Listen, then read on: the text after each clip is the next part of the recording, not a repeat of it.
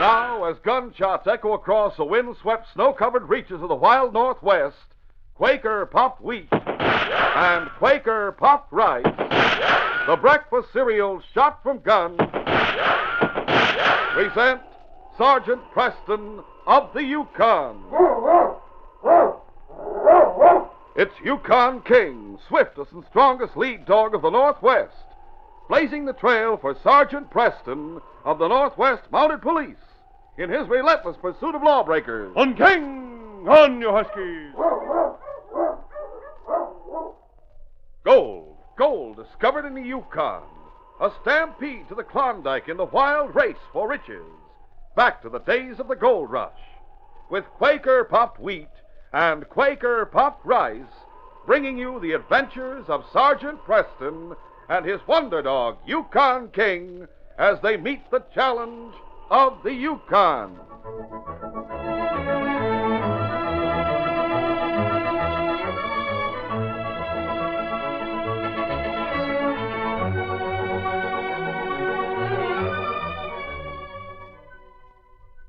There's no one that can make a better cereal than Quaker Puffed Rice. It's nice. And when you hear that shootin', you're darn tootin' that Quaker makes the ones shot from guns. Say, fellas and girls, here's a super idea for breakfast tomorrow morning. And no April foolin'. Take a heaping bowl full of the ones shot from guns, Quaker Puffed Rice or Quaker Puffed Wheat. Then cover 'em with milk or thick, rich yellow cream. Top 'em with sliced bananas or other fruit. There's a treat that can't be beat. Quaker Puffed Rice or Quaker Puffed Wheat.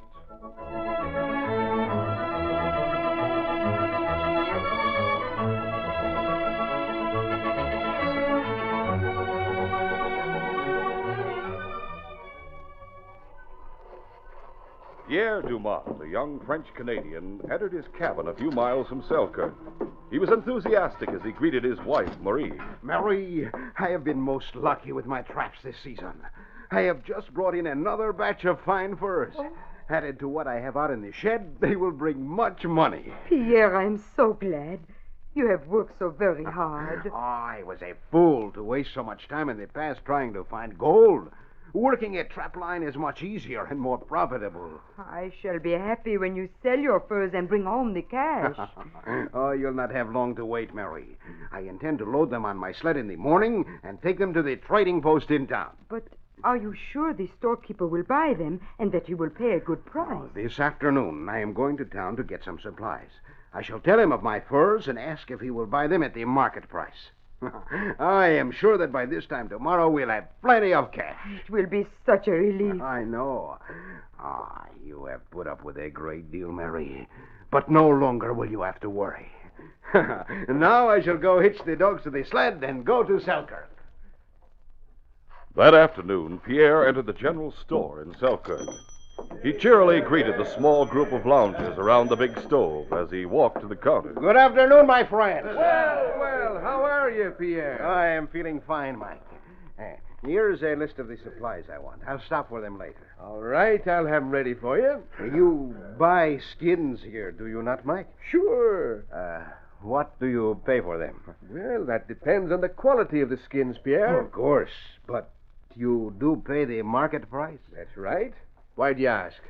I have many fine skins to sell.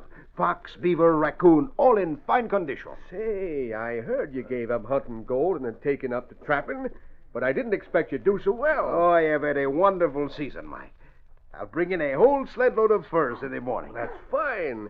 If you have what you say, it ought to get you plenty of cash. And I'll be mighty glad to buy 'em from you. Oh, thanks, Mike. I'll bring the load of skins to you tomorrow morning early. I'll be back later for my supplies. Au revoir, everybody. Bye. That evening in the cafe in Selkirk, one of the men who had been in the store when Pierre asked about the furs sat talking in a low voice to another man. A young Frenchman named Pierre came into the store today, Joe. Said he had a lot of fine furs to sell. Yeah? What about it? Furs are bringing pretty high prices right now. And what he said, he must have plenty of fine ones. What's on your mind, Sid? Well, I figure after he collects the cash, we'd follow him and grab it. Oh. Huh? We could use cash right now. It ought to be easy.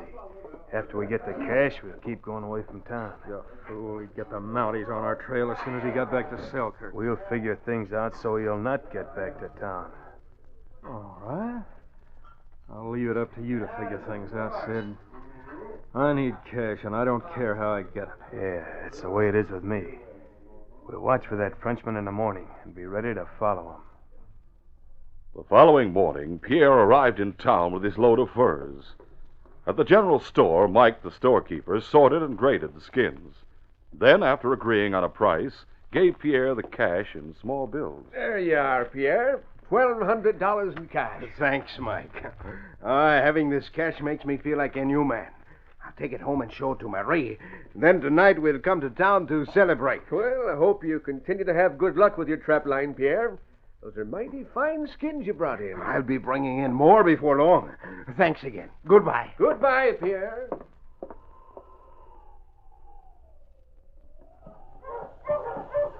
Pierre left the store with the cash and headed out the trail for home. He had gone about halfway when a shot rang out behind him. Who you huskies? We have you covered. What? Keep your hands up. Come on, mush. Mush. Ho there, ho. What is this? You'll find out. I'll keep him covered, Joe. I'll search him for the cash. That money, it is all I have. You mean it's all you did have? We have it now. Keep him covered while I tie him, Joe. I'll not let you tie me. Give me that money. Hey, this'll settle you. No. I'll stop you. Get up or I'll put a bullet in you. Now watch him, Joe. He scattered the bills. I have to pick them up. Do not get away with these. Shut up. Hurry up, Sid. Yeah, I think I have it all. There. Now I'll tie him. If he makes another move, let him have a bullet. Quickly, Sid tied Pierre's hands and feet. When he finished, he spoke to Joe. Come on, Joe. Help me put him on our sled. What do you plan to do with him? We'll take him with us. When we're a long way from Selkirk, we'll find a way to get rid of him. Now, come on. Right. You are fools. You will be caught. Shut up. There. What about his sled and dog team? We'll scatter his dogs and bury the sled in a snowdrift. Now, let's get busy. Pierre's dogs were cut loose from their harness and scattered. Then Sid and Joe shoved the sled into a nearby snowdrift and covered it. That's done. Now we'll hit the trail. Get on the sled, Joe. Right. All right, mush! Mush, you husky!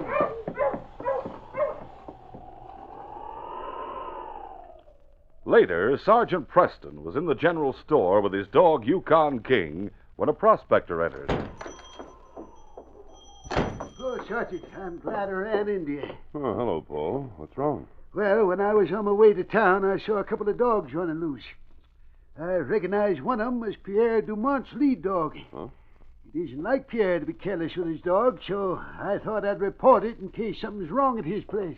Yes, it is strange that Pierre's dog should be running loose. Are you sure you recognize those dogs, Paul? Oh, I'm positive. I can't understand it. Pierre was here this morning with a load of furs. He collected $1,200 in small bills and started for home. I'll go out to his cabin right away. Come along, King. Others had used the trail since Sid and Joe had robbed Pierre. Sergeant Preston made a hurried trip to Pierre's cabin and soon pulled to a stop in front of the door. Hey, King! Hi, you husky! Hello! Wait here, King.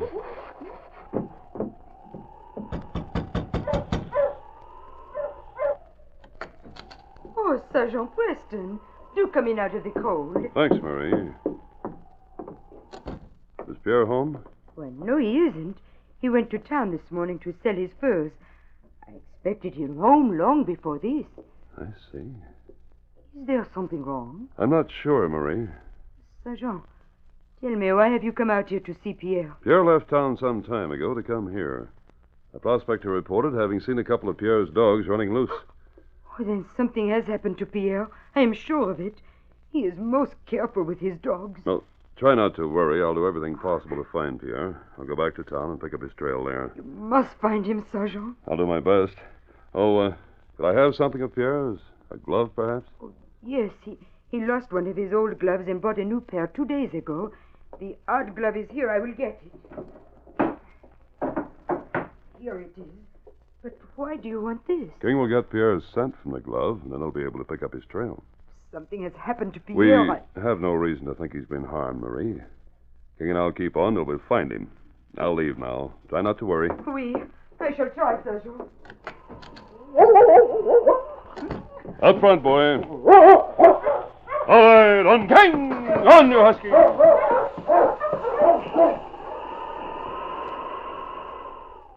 Sergeant Preston and King returned to the general store in town. There, Preston gave King the scent from Pierre's glove. Find him, King. Find. The intelligent dog moved in a circle in front of the store, sniffing to catch Pierre's scent. Then, barking, he started toward the trail they had just traveled. All right, on, you huskies! King led the team along the trail at a steady pace for some distance. Then came to the spot where the holdup had taken place. The big husky stopped a moment. Hi, you huskies! Hold on. What is it, King? The intelligent dog had noticed a change in the scent. It seemed weaker and mixed with that of others. The scent of the dogs, which had been identified with that of the man he was following, was displaced by the scent of other dogs. King whined and sniffed the ground. Find something, boy? Oh, what's this? $10 bill. Could have been one of the bills Pierre was carrying. He wouldn't have any reason to take the money out of his pocket here unless... Seems as if something were dragged over to that snowdrift. Let's take a look, boy. There is something here. A sled. Pierre's sled and the tug lines have been cut. Something has happened to Pierre, King, and I hope we'll not be too late when we find him. We'll continue our adventure in just a moment.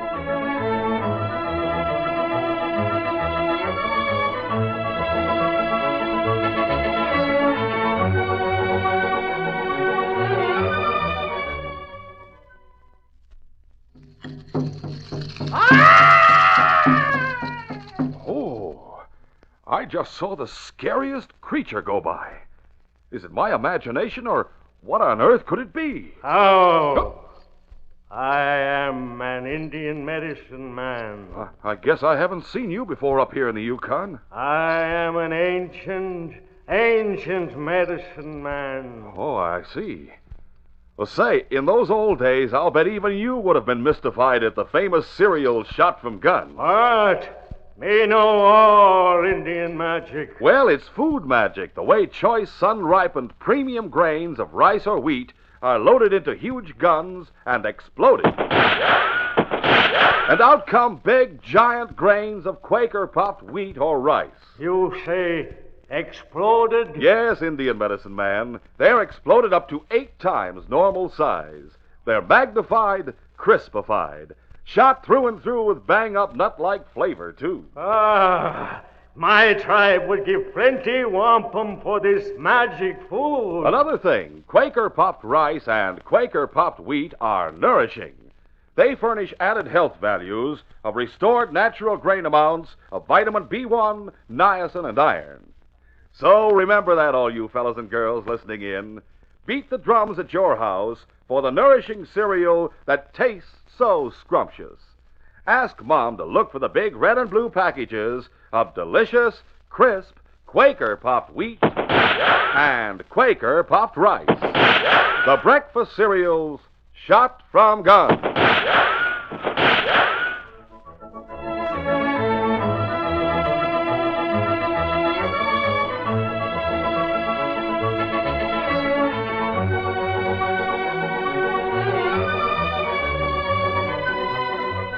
Now to continue. After picking up Pierre's trail by means of the scent from one of his gloves, King led Sergeant Preston to the place where the young man had been robbed. Preston stood a moment looking around. He knew that if Pierre's body was hidden someplace near, King would find it. He finally gave a command. Find him, King. Find, boy. King's going on up the trail. That means whoever robbed Pierre took him away. We may still find him alive. All right, on, you husky! Fight! Meantime, the crooks Sid and Joe had turned off the main trail and had taken a branch that led to the frozen river. We'll soon be traveling on the Yukon River, Joe. Make better time on the ice. We should have stuck to the main trail. Risky traveling the river with spring coming on. Ah, stop worrying. But the three of us along with the sled make a big load, Sid. He is right. It is risky. The ice may crack under us. You'll probably end up under the ice anyway, Frenchie, so stop butting in. We're coming to the river now. I still think we're fools to try it. I know what I'm doing, Joe. Like I said before, we'll make faster time on the ice. A mush! Mush, you husky! Later, Sergeant Preston and King moved across the branch trail toward the river. When they reached the ice-covered stream, Preston stopped the dog team a moment. Okay. Hi, Huskies. Hold on. They've taken to the ice, King. With the spring thaw so close, it's dangerous. Well, we'll have to take the chance if we hope to find Pierre. All right, boy, up front. On, King! On, you Huskies!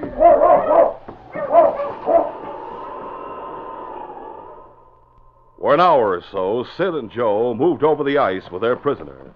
Finally, Joe spoke again. Hey, Sid, this ice is kind of slushy on top. We better get off it while we have a chance. Nothing doing. It's strong enough to hold twice our weight, so stop worrying. Mush! Mush there! How long do you intend to follow the river, Sid? Till we get near Salmon Run. Then we'll leave the river and put up at a cabin I know of. How long do you expect to keep this Frenchie with us? The night after we reach the cabin, we'll put a bullet in him. And we'll bust a hole in the ice on the river and shove him under. But why will you kill me? Keep the money. Let me go when you reach the cabin. By the time I find a town, you'd be far away. Yeah, maybe. But those Mounties might telegraph ahead if you told them about us and they'd catch us. The only thing to do is get rid of you. But I have a wife. Too bad, Frenchie. After tonight, she'll be a widow, huh, Joe? Yeah, that's right. You'll both be hanged for murder. If you kill me, they'll catch you. I know they will. Don't get excited, Frenchie. Just let us worry about getting caught. People will think you went on a spree with the cash you got for the skins. They'll never know what happened to you, or that we had anything to do with it. Hey, Sid, did you hear that? Ho! Ho there! Ho! Ho! Yeah, I heard it. Doesn't mean anything, Joe. I don't see any cracks in the ice. It is beginning to break up underneath. I've heard the ice crack like that in the middle of winter. Mush! Mush, you huskies!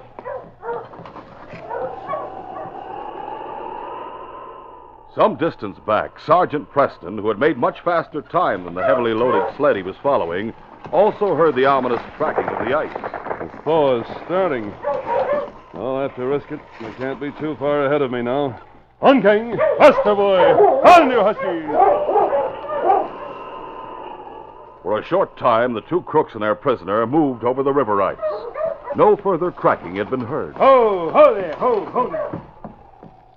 As they stopped a few moments to rest the dogs, Sid and Joe listened for more indications of the thaw. Finally, Sid broke the tense silence. Hey, you see, Joe? That cracking you got so excited about didn't mean a thing. I hope you're right, Sid. He is wrong, I am sure of it. I have lived in this country all my life. I know the signs of the thaw. Oh, shut up, will you? If you think by making us nervous we might untie you, you have another thought coming. Come on, it's time we started moving again. Mush, you huskies!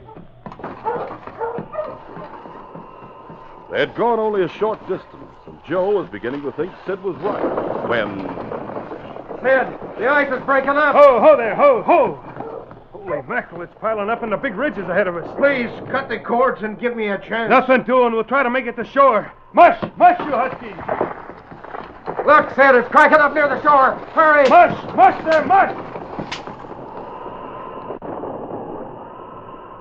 Sergeant Preston had rounded a bend in the river and had seen the crook's sled some distance ahead. At the same time, he too was startled by the cracking and grinding of the ice. The ice is breaking up.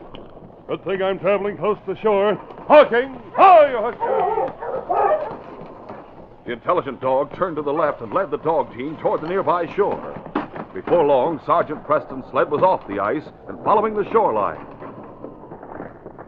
Preston saw the other sled turn toward the shore, and he could make out Sid's frantic efforts to hasten the speed of the dog. I'll never make it. On, King! On, you Huskies! As the ice cracked under them and parted as they neared the shore, Sid stopped the team. Ho! Ho there! Ho! Ho now! Said we haven't a chance. We're on a big piece of ice with water all around us. Now cut the tug lines and give the dogs a chance. Give me a chance, too. Cut the cord. Shut up. We may get to shore, but I'm not taking a chance that you do. What are we going to do? There's about 20 feet of open water between us and the shore, Joe. We'll have to try to swim for it. I'm not much of a swimmer, and in that icy water... It's our only chance. Come on. Casting off their heavy parkas, Sid and Joe jumped into the open water. Wait. Don't leave me. Help. Help. Come back. Help. Don't leave me. Sergeant Preston came along the shore in time to see the two crooks jump into the water. He heard Pierre's cry for help. Okay. Yeah. He's on that sled and he's tied. Well, he's safe for the moment, King. We'll get the two men who are swimming toward shore. Come on, boy. I'll take a rope. I can't take it. I can't help you. All I can do is save myself. Preston ran to the water's edge. The two crooks were about 10 feet away, but neither of them seemed to be making headway. Preston called out. You there. I'll throw you a rope. Grab it. Help! Throw it quick! For money! Forget that and save yourself. Here's the rope. The rope snaked out toward Joe, who managed to grab a loop Preston had made in the end of it. I have it. All right, hang on. Slowly, the Mountie pulled the crook to the shore. As he sat shivering, his partner, Sid, crawled from the water. I'll take your guns just in case. I think the fight's gone out of you for the moment. I'll get blankets. Quickly, Preston brought blankets, and the two crooks sat wrapped in them, shivering. Now, King, it's up to you, boy. Go to that sled, fella. Swim out, King. Go to him. The great husky seemed to understand. He went into the water, then swam with strong strokes to the big piece of ice where Pierre was marooned on the sled. At first, he had difficulty trying to climb onto the ice. Then, with an extra effort, he managed to pull himself up. He stood a moment, shaking off the cold water, then went to the sled. Sergeant Preston's dog, King. But how can he help me? All the ropes, King. All the ropes. Here, King. These ropes. King understood. He gnawed the cords which held Pierre's hands together until they finally parted. My hands are free. Now I'll untie my feet. In a few moments, Pierre was free. He stood up and walked to the edge of the ice. You'll have to swim for it, Pierre. Wait till King gets back here to me, and I'll throw a rope to you. Come back, King. Preston kept the prisoners under control until King returned to the shore. And then, while King stood guard over them, the sergeant threw a rope to Pierre. A short time later, Pierre, too, had reached safety and was wrapped in blankets. Sergeant Preston quickly gathered firewood and started a campfire to dry out the men's wet clothing. King stood guard over the two crooks at all times. When their clothing was dry, Preston had Pierre hold a gun while he handcuffed Sid and Joe. Pierre had told the Mountie what had happened, and the roll of bills was found in Sid's pocket. Those handcuffs will hold you. I'm arresting you in the name of the Crown for robbery and attempted murder. Sid, I told you it was risky on the ice. Oh, shut up. If this Mountie hadn't come along, we might have got away. I'd have drowned, you mean? Sergeant, how did you happen to come along? I didn't happen to come along, Pierre. Some of your dogs were seen running loose. I learned you'd started for home with a large sum of money. So I went there. Your wife gave me a glove, in which King got your scent, and then we picked up your trail. Oh, that is fortunate for me. Yes, they meant to kill you. I found your sled under the snowdrift. I knew then you were really in trouble. See, Sid, you aren't as smart as you thought you were. How would I know a Mountie would come along with a dog that's almost human? Had much to blame for us getting trailed and caught. Hey, King doesn't like to be called a mutt. If it hadn't been for him, I would have been dead. But remember, it was Sergeant Preston who trained that dog to do the things he does. King's a great partner to have, Pierre. Without his help, I couldn't say this case is closed.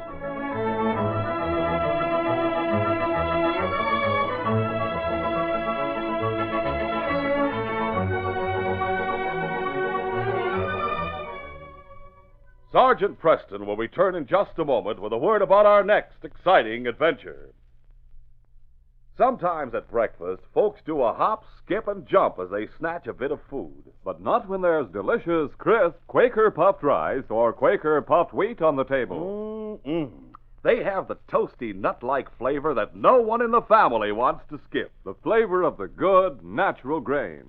the sun-ripened flavor that old Mother Nature puts into it. After all, you youngsters may like your cereal very, very sweet. While you mothers and dads may like your cereal not nearly so sweet. And that's the beauty of Quaker Puffed Rice and Quaker Puffed Wheat. They are never coated with factory sweetening. Your whole family can sweeten them with sugar just the way you like them. Eat a better breakfast.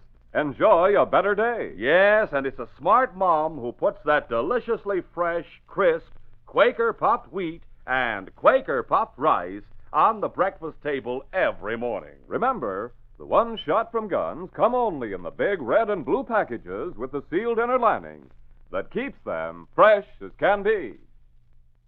Listen, everybody, especially you moms and dads. This is National Boys Club Week.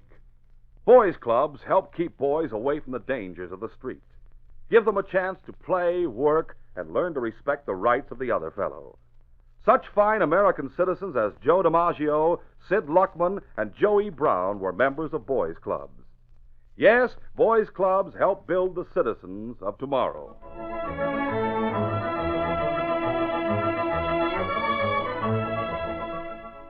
And now, here is Sergeant Preston. Sergeant Preston reporting for duty, Inspector. Now that the ocean's frozen over, Sergeant, you're scheduled to make a patrol of the Eskimo sealing villages on the Beaufort Sea. Yes, sir.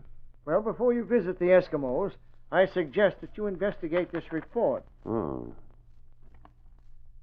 A whaler, icebound, north of Devil's Point. There may be trouble aboard. The Eskimos report hearing gunfire. I'll make the whaler my first stop, Inspector. The whaler Northern Pursuit had reached its ice-locked berth in the Beaufort Sea at the end of a disastrous voyage. But the final tragedy occurred when the sergeant was actually in sight of her.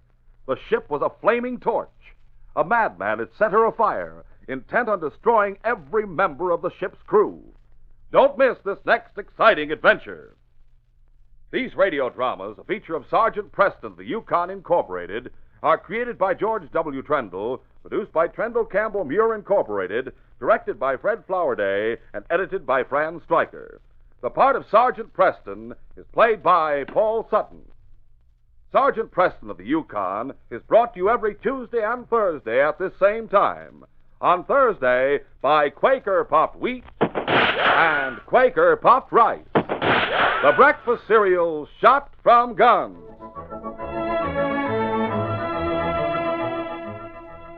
Boys, girls, hurry. Get this special brand new collection of 18 Braves of Indian Nations trading cards. That's 18 Indian trading cards, all different, all reproductions of original paintings of famous Indians. Set includes Arapaho War Dance, Hopi Snake Dancer, Blackfeet Buffalo Hunter, Sitting Bull Geronimo Crazy Horse, to name a few. Every card in full colors, stiff back, regular playing card size. These exciting Indian trading cards are not on sale in stores. They're offered only by Quaker Pack-O-10. That's Quaker Pack-O-10. 10 crisp, fresh, individual servings of 6 different favorite ready-to-serve cereals. Remember, only Pack-O-10 has wheat and rice shot from guns. And inside special new packages now at grocers, you get a sample Indian trading card free of extra cost. To get entire collection of 18 in a hurry, do this. But act fast. Supply is limited. Right now, tonight, send name, address, and 10 cents. That's only 10 cents, together with money-back guarantee seal or special order blank from bottom of Pack-O-10 package. Mail to Indian Cards, Box 712, Chicago 77, Illinois.